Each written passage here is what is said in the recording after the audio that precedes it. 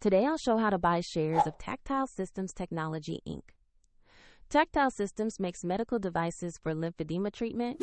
It trades on NASDAQ under the ticker TCMD, and this is educational content, not financial advice. To place a trade, you need a brokerage account.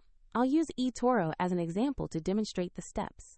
After registering, you must verify your account, typically with an ID document, and then add funds to be able to buy. Use the platform search box and type the ticker TCMD to locate the listing. Pick the result that matches Tactile Systems Technology Inc. to open its page.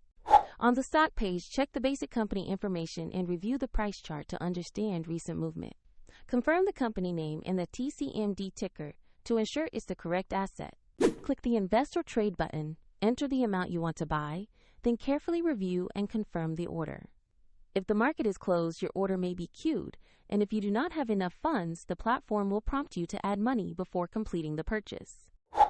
After execution, your new position will appear in your portfolio where you can monitor it. For convenience, the eToro link is in the description if you want to open an account.